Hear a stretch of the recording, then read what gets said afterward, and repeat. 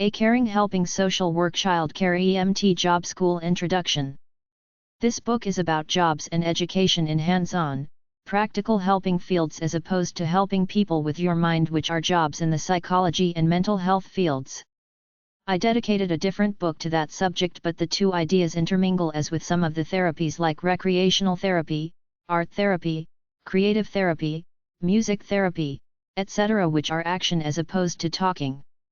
I cover the following jobs: caring and helping jobs, active therapies, social work, substance abuse/addiction, caregiver/home care, senior care at home or in a retirement/nursing home, occupational therapy, physical therapy, rehabilitation, grade school teaching jobs, working with children, child care, rehabilitation, non-profits, government, emergency medical technician.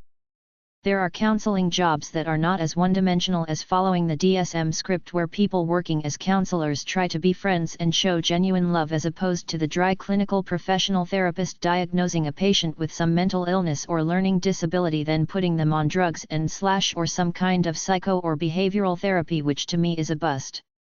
You love someone and want to help them, or you don't. To me, all the psychobabble ever created is some egomaniac's foolish rantings on proclaiming I have figured life out. Here is the answer, but no one has a universal answer because everyone is a loner going through life alone. Nobody knows what is going on in the mind of anyone else, so you cannot put some mental illness label on them, but millions of wimpy people want to be diagnosed with a mental illness in order to take the stigma away from them as losers who can't manage their own lives.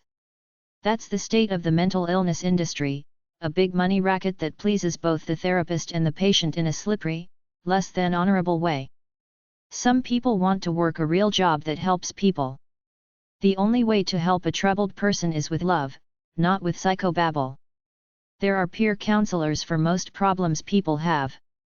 These are people who have been there, done that, healed. Now they have the experience to help others going through what they went through. The TV show Intervention uses peer counselors to talk to addicts about their problems. I think the realiest thing is helping homeless people. They're the most desperate people in society. Some of those refugees or new immigrants who can't speak English are really desperate. All addicts are desperate. Most young people are poor. You have to be careful with desperate people.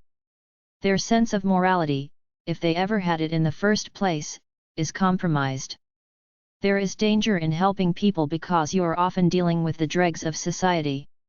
Helpers help others one-on-one in mental matters, spiritual matters, physical matters as in rehabilitation after injury or illness, practical matters, get a house, get a job, start a business, etc.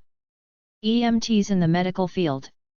Some helping occupational titles are as follows: caregiving, childcare/daycare, clergy, community outreach workers, counseling, guidance counselors, human services workers, occupational therapists, personnel workers, physical therapy workers, psychiatric aides, religious workers, social workers, special education counselors, speech-language therapy, substance abuse counselor, taking care of disabled people and seniors, the rehab professions, training and employee development specialists.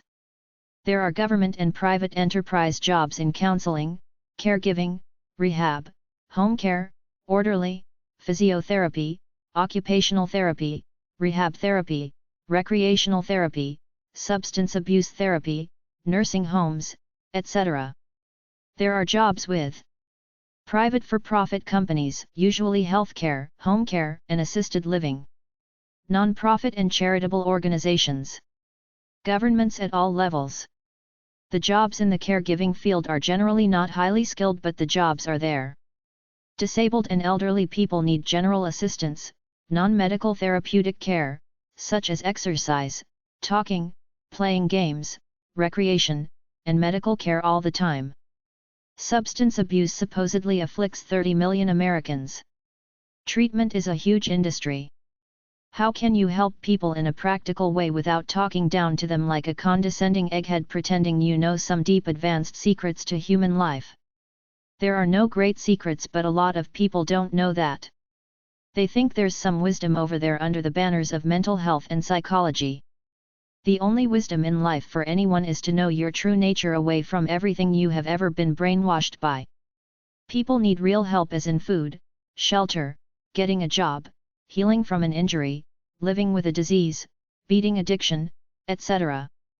There are jobs helping children, medical patients, disabled people, and senior citizens. Teaching and guidance counselor jobs are popular for people who want to work with children. Child care workers are always in demand. Anybody who has some resources to start a daycare can earn a decent living.